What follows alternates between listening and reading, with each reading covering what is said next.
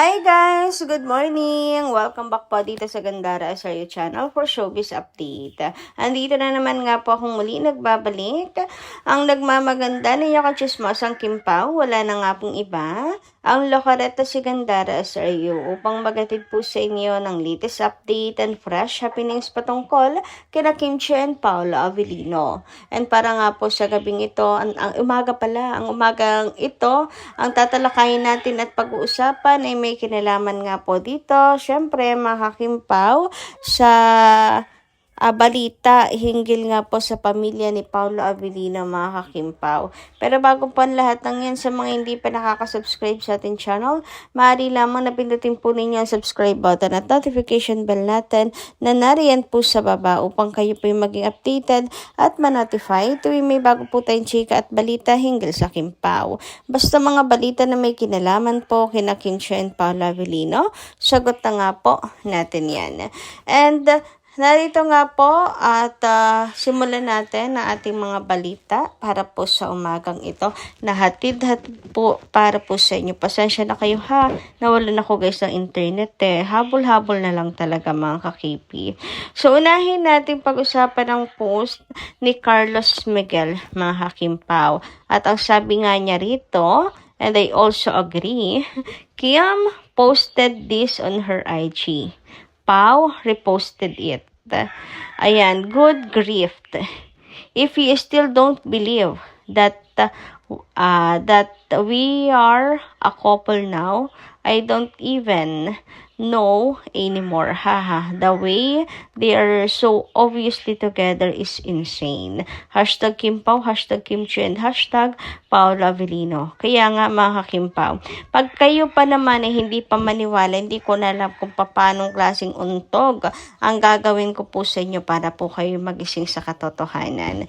Diba? Pag hindi pa naman kayo naging panatag mga Kim Pao, na Kim Pao is real, ewan ko na lang talaga kung anong dasal pa ang tatalab sa inyo or ano pa bang mga senyales, mga signs ang iniintay po ninyo mga Kim Pao. Ang dami ng mga signs na pinapakita, pero kayo mismo yung dumidedma. So kahit anong dasal ang gawin nyo dyan, kahit anong dasal ang gawin nyo, hilingin ninyo, ay wala pong mangyayari kasi kayo po mismo ang nagre-refuse sa binibigay po ng Diyos na mga senyales na Kim Pao is real. Diba? Ayan. Ewan ko na lang talaga. And eto pong mga post niya nila Kim and Paolo, yan, pinupost ni Kim, nire-repost ni Paolo Avellino. So talagang both nilalantad na nila ang kanilang relasyon sa publiko. Anyway, sabi naman dito, cute ni JP, no? Cute, no, JP? Hahaha, punong abala sa bagong baby at ng atin niya. Punong abala din sa pagsalubong kay Pao. Kaya nga, grabe yung pagsalubong niya kay Paolo Avellino, mga kakipit. Tapos, yung mga gamit, diba, for the asikaso on person. Grabe, napakabait ni JP. Kaya madami mga seniors ang love na love din po si JP talaga. Kasi nakikita nila na napakabuting bata nito pong si JP. Hindi na pala siya bata. Bata lang siya tingnan, mga kakipi, kasi ang pogi naman talaga. Ang ganda naman kasi ng lahi nila, diba? Tingnan nyo naman si Kim. And boy version siya ni Kim, guys, sa kanila pong magkakapatid. And ang sarap lang din talaga guys sa mata, 'di ba? Na yung dalawa, ayan, brothers na talaga Brothers na silang dalawa and napaka-close sa isa't isa. So syempre, 'di ba, bilang mga fan nila Kim and Paolo ng Kim Pao, yan ang gusto nating makita. Talagang welcome sa family, botong-boto kapatid and close with a kapatid, 'di ba? Kasi yun ang importante po sa lahat, ang maging tanggap ka ng pamilya, maging tanggap ka ng mga kaibigan. Hindi na bale yung ibang tao, basta pamilya, yung core mo, tanggap yung karelasyon mo. Hoy, karelasyon, alam mo naman talaga binulungan ni Kim Chiu. Anyway, sabi naman po ni Miss Mila Carillo, mga Kim Pao, ayan, good morning po sa inyo and shout out. Kim Pao, sikat talaga, sinalubong sila ng mga fans. Solid senior. Tuwang-tuwa sila sa Kim Pao. ang bait ng mga tagahanga. Hindi sila magulo.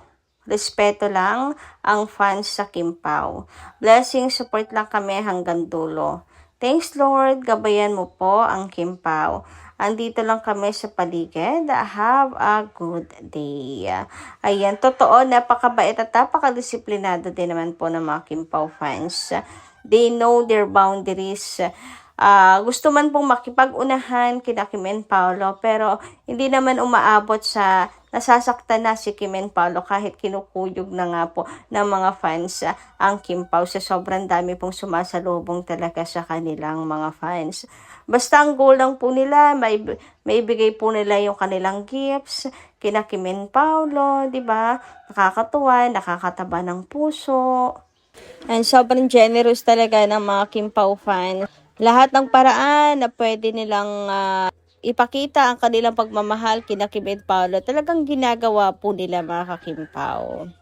Pagbibigay suporta, pagiging present, pagsalubong sa Kim Pao, pagbibigay ng regalo, at pagpopromote ng mga projects nila Kim and Paolo. Talagang ginagawa po nilang lahat ng yon. Anyway, dumako naman po tayo dito sa comment ni Ma'am Lydia Esteban. Shoutout po sa inyo at magandang umaga. Bella, panay eksena. Publicity ang habol. Ay, grabe kayo kay Bella. Bumati lang po siya kay Kiam. Bumati lang po siya ng happy birthday kay Chinita Princess. And hindi ko naman po yun nakikita as pang eksena at publicity ang habol. Siyempre, best friend po siya ni Chinita Princess, mga ka-Kim Pao. Kahit babati po talaga siya. Kasi tunay pong mahal niya si Kim Chu as best friend at hindi po siya plastic. Mas lalo naman po kayo atang magagalit kung hindi po siya babati, tinuringan pong best friend siya. Hindi po ba? So, hindi po yun pagpapapansin ha, Ma'am Lydia Esteban. Best friend siya ni Chinita Princess. And magpasalamat po tayo dahil meron pong natagpuan si na mga tunay na kaibigan. Kasi sa mundo ng showbiz, mahirap pong makahanap ng tunay na kaibigan. Anyway, dumako naman nga tayo mga Kim Pao dito nga po sa sinasabing paghabol at pagsugod ng mga pamilya Avellino sa Canada para suportahan si Kim and Paolo at magkakasama ang both families, Chu family and Paolo Avellino's family. Napakagandang balita at ang sarap sa tenga, hindi ba? Pero tulad nga ng sinabi ko, huwag tayo basta-basta maniniwala.